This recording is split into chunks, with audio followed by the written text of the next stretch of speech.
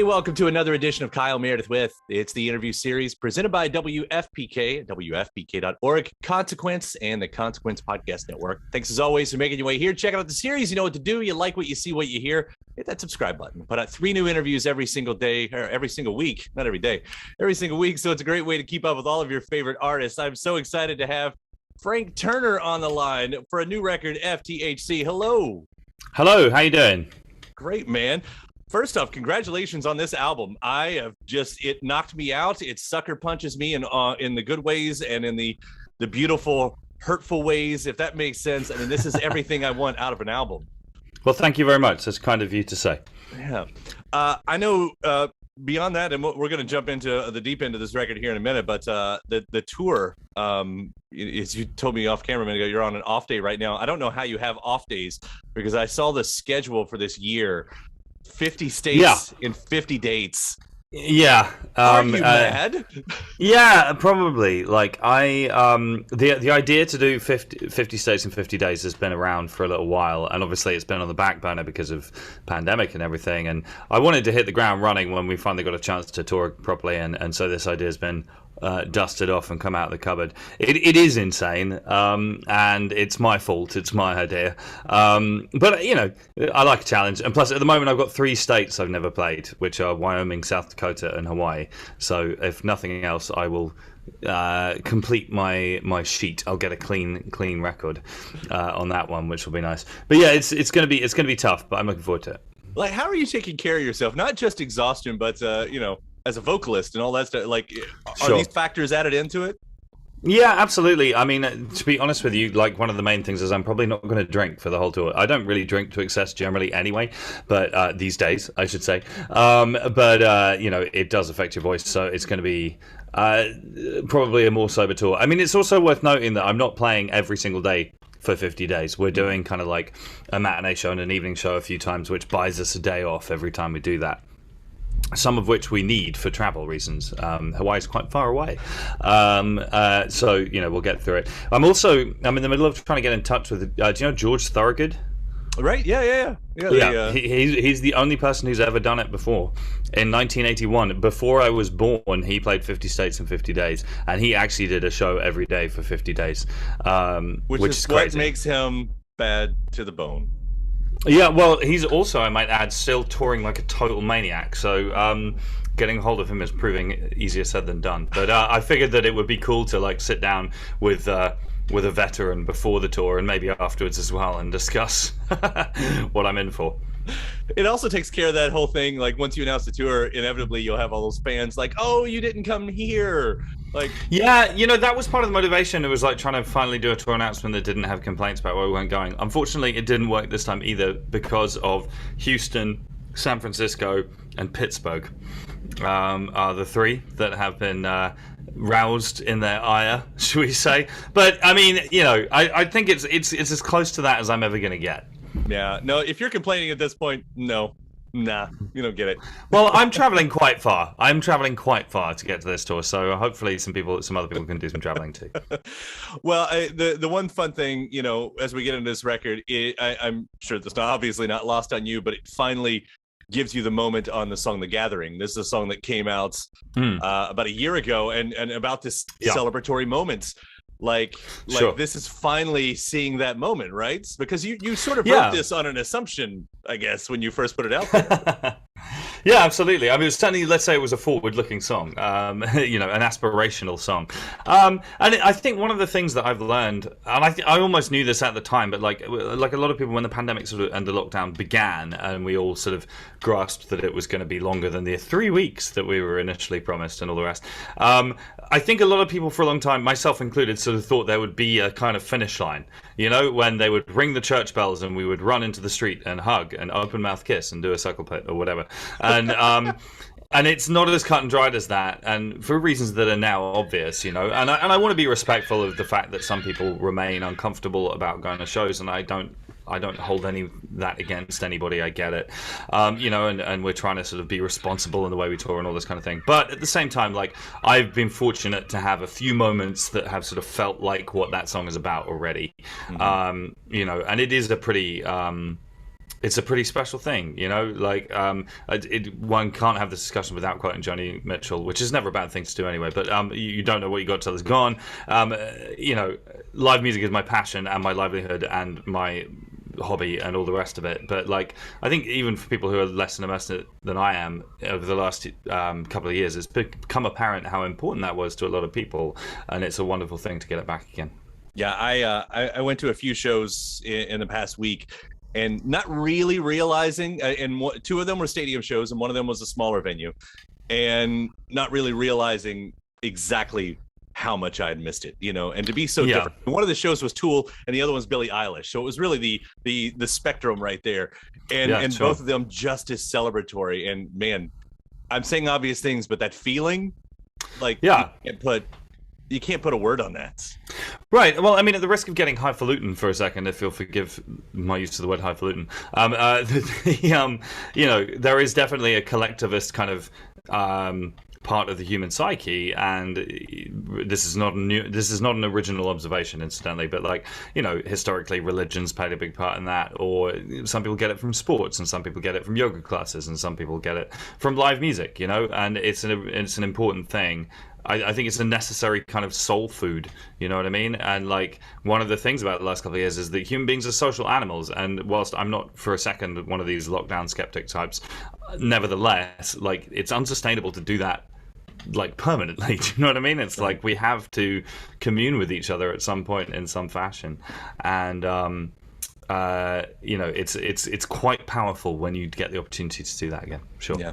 Well, you will be hitting Louisville. Luckily, it's not across the states when you come here to the Mercury Ballroom, so I'll be excited to see that. Yeah, definitely, and I will be up on my pronunciation of the name of your city, which is something I've long struggled with. But basically, I was just saying this in a different interview too, because inevitably when I say Louisville, that will come up a lot of the time, and no matter how hard I try, it's not something you can really explain to someone how to do that. What I've gotten to is most people make the mistake ultimately not on the slurring of the first half, the Lul, because that's sort of easy. It's they can't get past not saying Ville, you know. Yeah, sure. You sort of have to do it the same way. Yeah, a friend of mine who's from Louisville, actually Louisville. Is that right? Louisville? Basically told me that you start saying the name of the town and then you give up. Right. About halfway through. Way to do it. It's like it's like you were gunning for it and then you just went, ah. That's a good way to do whatever. It. Yeah. You know, they'll get it. They know what I'm talking about. Either way about it, you are bringing this again. Great new record. Great new record. FTHC. Which you have mined your soul for, and in return landed a #1 record. Yeah, which is awesome. I mean, it's a strange feeling. Like, when I was a kid, it was a point of pride for me that I didn't like any bands who were in the charts, and I had that traditional punk rock disdain for the charts as a concept, and I looked with disgust upon bands who were in the charts. I mean, of course, as my friends have pointed out, this was possibly because it wasn't remotely within the realms of possibility for me at the time, so it's easy to do. I mean, there is still a part of me that thinks the whole thing's kind of ersatz and all the rest of it, but nevertheless, it's an achievement. It took a lot of work, and I feel quite proud to have done it on album 9. You know, but my reaction to getting the #1, and I have a very dear and old friend of mine, Dan from the band Bastille, got the #1 the week before, and we were both chatting about it and talking about how the feeling it's not quite hooray. The feeling's more like like mic drop and sort of. Like, and kind of like, yes, I can, actually, if I want to. And then also in brackets, and I'm never going to try and do this again because it's a nightmare. But no, I'm very proud of it. It's a cool thing. And I get a little statuette, which is nice. That's cool. But so, you know, reaching that, I get what you're saying, because I call it my Adbusters days. You know, I had my Adbusters days through my teens and 20s too. And to me, the realization is not like, here you are, you know, hanging around in the top of the charts. It's you've produced something that so many people connected with, and the fact that what you've produced is not generic broad topics as a lot of the pop charts you know have. I mean, this is real shit, Yeah.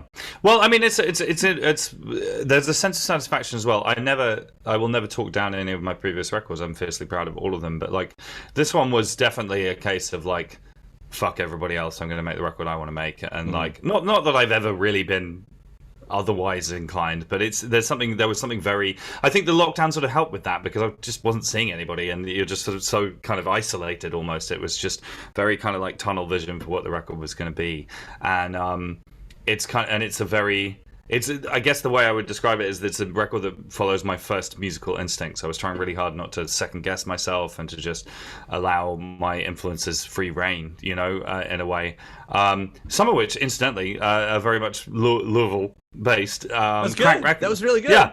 Crank Records from Louisville in the 90s was a huge deal for me, and all those kind of bands was a big part of my musical upbringing. I used to write off and get the Crank Records catalogue, in fact, a mail order from it. Oh, that's awesome. And at the time, I believe that Louisville, which I pronounced wrong at the time as well, was a sort of mystic foreign land full of incredible bands, and it is. I mean, but anyway, but my point with the record, yeah. So it was unforced, it was unadorned, it was just me kind of like ploughing my own furrow, and of all of the records I made for this to be the one that gets to that top slot, it's quite satisfying. It's quite surprising in its way as well, in the sense that it was like I'm not trying to please anybody else, and then suddenly I did.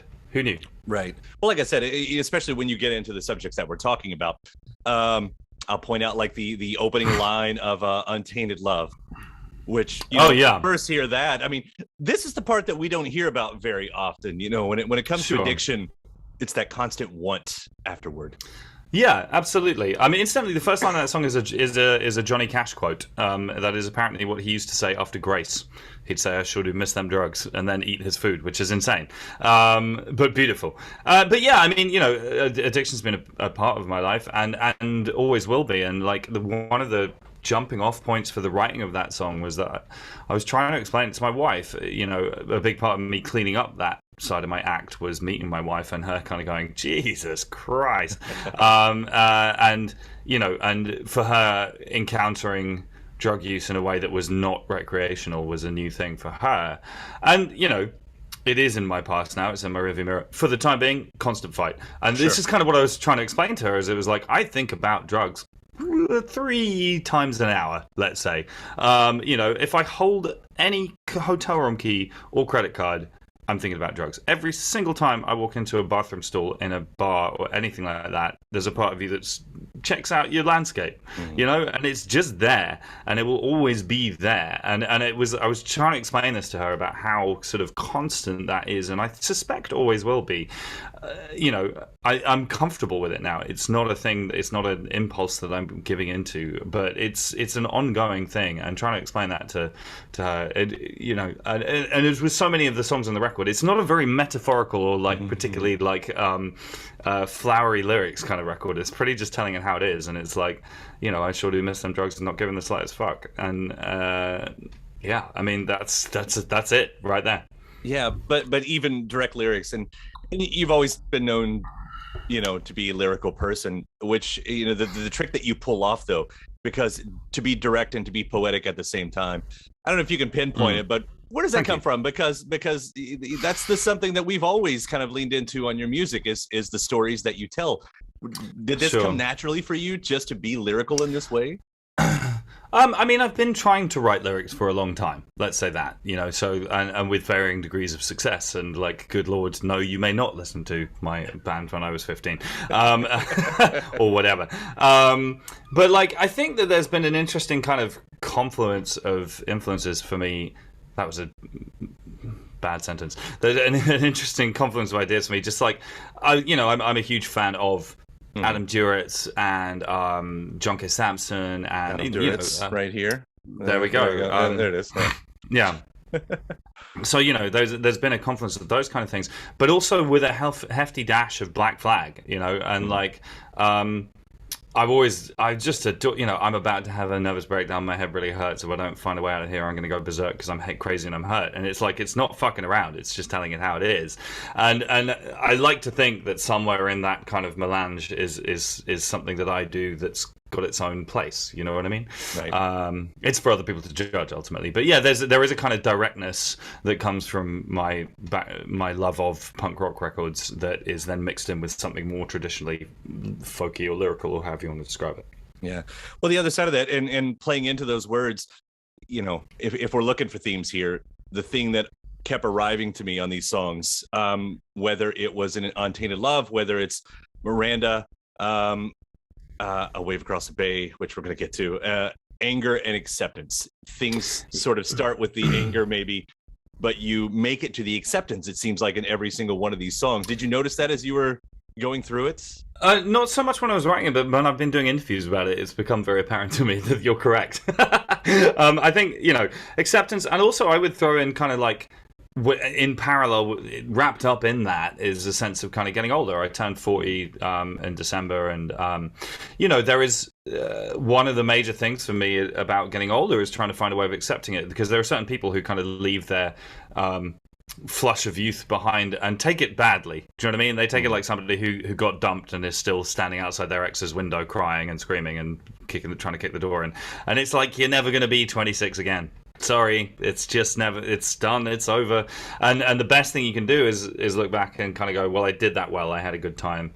Let's wave that off with grace. You know what I mean? And acceptance. Yeah, sure. And so moving out of London, or finding acceptance in my relationship with my father, or even the most kind of like the most challenging version of it, you alluded to this, Wave Across the Bay, is about many things, and suicide is a complicated topic, but the song is about Scott Hutchison from White Rabbit, a dear friend of mine who took his own life, and one of the most difficult thoughts I have about all of that, obviously sadness is the overriding emotion, but like there's a sense that Scott didn't screw up. Do you know what I mean? He didn't make a mistake.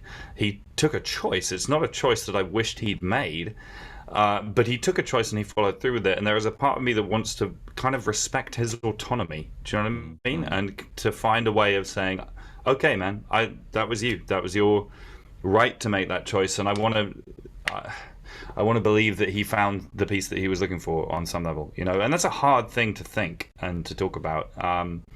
But that's kind of partly what that song is about. Yeah, I was I didn't know that song was on here. I hadn't done any reading before I played the album. I had it in my earbuds. I knew Scott through some of my all-time favorite interviews that we've ever done. I had an invitation to come over, and do the hangout and all that stuff. And I mean, of course, you could not know this guy without loving him. Yeah, just absolutely. I didn't know that song was there. And talk about a fucking sucker punch. That as soon as you said his name at the beginning, I went, no. And not knowing where I was going to go, Frank, I was complete tears by the end of that, but in the way that you're sad and celebrating someone at the same time. And it's been years now, Yeah. First, I just want to say that's one of the greatest tributes I've ever heard in song form in my life. Thank you. That's very kind. Yeah. And that's, but it's true. It's, the way that you're talking about him, and the way that, he did make a choice. I mean, we're talking about you as a great lyricist, and Scott is one of the greatest lyricists. The fact that he even told us where he was going to do it, 10 years prior in a different song, we were talking about that, the weird complications you have with the person, because when he died, I was angry, but at the same time I was like, you son of a bitch, you're such an artist. I know what you mean, and like it was such a hard time, because there was the period of time when he went missing for a while, and the family were trying to organize this kind of outreach, but he went missing by the bridge, and it was like, I'm going to do what I can, but I have a feeling I know what's happened here. And it was so shit, because I spoke to him shortly beforehand, like as in a week or two beforehand, and he was in a really great place. And he did that Master System record, incidentally, which is one of my favorite things he ever did. That record was fucking phenomenal. Absolutely. And we had a conversation because we were both on tour, and I was trying to see if I could coordinate one of my days off to come see them, or one of his days off to come see me, or whatever. And it wasn't going to work. We were, at other ends of the country or whatever, but we had a lovely chat, and so it was a surprise in the short term. Whether it was a surprise in the long term, I don't know. that's a more difficult question. Yeah. But he was a shining beacon. The man gave brilliant hugs. He had a smile to light up a room. He was funny. And also it's important to say I was a fan first. Actually, I came across their music. I fell in love with it in the summer of 2010. We were on the same radio festival circuit in the States together, and so we'd be on the same kind of backstage compound every day for like a month, and we were in a bus and they were in a van, which meant that we got there before them every day. So every day I would go and find their dressing room and sit in it until they arrived, because I was desperate. I was like, I love this band so much, I'm going to make them my friends. And every day they'd arrive and their band and crew would be like, Jesus Christ, like the fucking English guy is here again. And because Scott is such a diamond, his response was to go, hey man, nice to see you. I don't think he had any fucking idea who I was, but we became friends over that summer. Yeah. So beautiful guy. Did you know that you were going to write this song? I mean, because sometimes you said about something intentionally, but a lot of times, words on a page ended up becoming something else. Yeah, well, the thing about this song and like the song, that it is contained within the lyrics. Basically, I had a lucid dream that featured Scott coming into my bedroom with a guitar and playing me a song, and I woke up and I wrote it down, and the only thing I added to it was an introduction pointing out that I recognize that that's an insane thing to say, and indeed that Scott would probably be pissed off with me saying that, because we were both of us quite atheist, rationalist, skeptical types and all the rest of it. And it's a true story, and ultimately, obviously, what we're talking about is an extreme form of grieving, I suppose, but my wife will attest to it. I got up at like 4 a.m. having had this really lucid dream, and I went into the spare room at our house and I picked up a guitar and I made a voice note, which I still have on my phone, and I scribbled down 16 lines of lyrics or whatever, and then I went back to sleep, and I woke up in the morning and went, holy shit, that's a song. And that's fucking weird, and I recognize that's weird. And it's funny, a lot of people are like, oh, that song must have been hard to write, and it's like, not really, it just kind of showed up. It was hard then to deliver, and it was hard. I consulted with Grant, Scott's brother, who was also in the band, about the song. I did a demo of it and sent it to him and said, I'm not going to put this into the world without your approval, because that would be crazy. And Grant was such a diamond about it. He wrote back to me a couple of days later and he said, well, I can't listen to it. But he said, but I think my brother would want you to put this out. And I think that we were a band who dealt in emotionally intense material. And, and we've done a benefit 7-inch for the charity and all this kind of thing as well. So, it was, it came together in a spooky way, should we say. Yeah. I don't know how you've been doing the set list and live, but I'd wondered, like, when you have a song like this, do you use the opportunity to also, throw in a Frightened Rabbit cover along with it? I mean, is that type of thing happen? I haven't as yet. I mean, but that is a thing I've been toying with. I mean, I have regularly played Modern Leper, and Scott and I used to play for Modern Leper as a duet together. In fact, I have it tattooed on my wrist as well. So, yeah, quite possibly. I mean, it's a funny thing, like, because I am playing that song live. Some people are like, will you ever play it live? And I'm like, fuck yeah, it's a great song. Yeah, right. But like, it's funny, like, it's totally fine to introduce a song and to play the song. What I'm slightly struggling with at the moment is, like, coming out of the song. Like, you finish, and then it's like, so anyway, everyone having a good time? Like, do you know what I mean? It's like, and then people are like, not really, not anymore. So maybe it has to go at the end of a set or something going forward. Yeah. I don't know. In my head, and this a total fan moment here, in my head, and because it's also one of my favorite songs he did, as soon as it ended, after like the 4th or 5th time that I heard it, my brain immediately went to the loneliness and the scream. It's like, oh, what a great moment for that song right there. That's yeah. It's passing some notes over to you. You're welcome. All right, thank you. Duly noted. Yes, good. and I'll quickly point out, by the way that you've laid out this album, grouping certain songs together, you do have what you called your parent trilogy. We get that with Fatherless. It ends up with Miranda.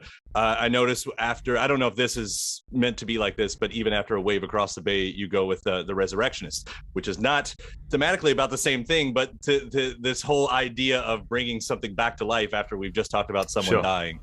Was that part of it? Thank you for noticing. That's all I'll say. Like, not everybody does, but like, I mean, it is like the amount of work that goes into things like sequencing a record is considerable, and there's a lot of thought that goes into it, and song list choice and all these things, and minor gripe, we live in the world of the instant expert on social media and all the rest of it, and it's like, have you thought about this? And it's like, yes I have, actually. Like, more than you, funnily enough. But anyway, yes, there is definite kind of theming to the record for sure. Yeah, that makes it even extra fun, especially as I'm listening to it. Total shot in the dark here. I don't even think I'm right, by the way, but I was listening to the Perfect Score, song Perfect Score. That riff, it just kept reminding me of something. And I think I eventually landed on maybe Dinosaur Jr. It's got a very Dinosaur Jr. riff to it. Well, it's definitely of a kind of like, I mean, do you know the book Our Band Could Be Your Life by Michael Azerrad? Oh, right. Yeah. That's a pretty decent summation of quite a large chunk of my taste in music. So, there's definitely that's in there. But there's also the start of that riff is a little bit of a Black Flag quote. That is almost a nervous breakdown. So there's a lot of nods going on with the music of that tune. I mean, actually, it was really fun to come at that song and be like. There was a moment when we were recording it where it was like, oh, it sounds a little bit like kind of Dookie era Green Day, which is not really a thing that I was expecting to come out. And then it has lots to do with the bass tone on the record and Tarrant's incredible bass playing. But that was a pleasant surprise moment as well. It was like, oh yeah, it kind of does. Like, fuck, yeah, nice. It's a fun one. It really is. There are lots of great riffs on here. I'll end with, so the record originally ends with "Farewell to My City," and sure. Then we get the deluxe edition, which has become almost like the encore of a concert anymore. I've been talking with a lot of artists about how much I miss B-sides, and I do understand that this has sort of taken the spot for B-sides a lot of times these days. Yeah. But after the Zeitbeast, you get this song, "House Where I Was Raised," and I don't know if you mean it this way as we talk about sequencing and thematics of a record, because after going through Fatherless and everything there and coming up to it, to Farewell to My City, and now we have House Where I Was Raised in this almost just you and a guitar moments. Sure. Where are we left at that point, and did you consider that song as part of the idea that we're talking about? That song, I really agonized over the placing of that song, because lyrically it's of a piece with quite a lot of the other material on the record, and therefore it felt like it belonged. But on the flip side, it's a little bit of a thing with me and with many other people to always have that one solo acoustic song on a record. And I was kind of rejecting that a little bit this time around. It's like, I don't fucking have to do that if I don't want to, and I wanted this to be a punk rock record, and therefore having a kind of country song in it felt a bit weird. And like, it is, and I use the word country advisedly, and there is a huge part of me that is interested at some point in the medium term of trying to write a proper Chris Christopherson, George Jones style country record, and there's that kind of simplicity of form and the sparseness and the perfection of the lyrics, and like every word syllable falls where it's meant to fall, and that style of writing, which I personally consider to be quite a lot harder than most others to do well, and Townes Van Zandt is a huge part of that for me as well, and there's just an economy to the writing there which is really hard to get right. So there was a part of me that was thinking maybe I should save that song and put that with another collection of similar songs that would be a thing later. But the lyrics kind of go with this, and in the end, it ended up on the bonus tracks. Yeah, it still ends up kind of a really great finale for the whole thing. Well, thank you. By the way, as far as you already got Isbell on the record, so doing something a little bit further on in the country thing. Just come again, Well, yeah, absolutely. And there's a funny thing that, like, I mean, I think I spend a lot of the majority of my waking hours thinking about songwriting in some shape or form, right? That's my major obsession in life. I try and keep a lid on it as far as other people are concerned. I don't want to subject everybody to this endlessly, but like, it's a big thing for me. And I was chatting with my friend Ginger the other day, who is the songwriter for a band called the Wild Hearts, who are a sort of classic punk rock band over here in the UK. And we were both agreeing that like there's like an iron cast law of songwriting. The longer you do it, the closer you come to country, because there's something. It's like the platonic ideal, if you know what I mean, of songwriting. To me, is that pure kind of Jerry Jeff Walker kind of thing of just like 2 minutes. Even like I'm a huge Merle Haggard fan as well, and like something like "Sing Me Back Home" or "Mama Tried" or whatever. It's got like a verse and a half, and a chorus and a solo and then another chorus and then you're out, and it's just flawless. It says everything in that song, right? Yeah, my god, like "Sing Me Back Home" destroys me every single time I hear it. So there's that, and I think that over time most songwriters end up kind of in the world of country, Loretta Lynn as well, obviously, and Dolly Parton, in fact, who's one of the greatest songwriters alive. There's definitely that's a natural part of the process. I'm sort of toying with whether or not I'm old enough to actually make a country record yet. Well, I will say this: your lyrics are absolutely good enough that I wouldn't put it past you. Well, that's kind. That's kind. I really wouldn't put it past you. Yeah, and that just goes on further to my compliments of this new record with FTHC. Frank, congratulations on this. Congratulations on having a #1 record and connecting with so many people, because this is good. Yeah, that's very kind of you to say. Thank you. And otherwise, I hope you survive okay on 50 states in 50 days, and we'll see you in Louisville. Yeah, I will. Let's have a possibly non-alcoholic beer around the show. That would be lovely. Can do, man. All right, take care out there. We'll see you soon. See you later, man. All right, bye.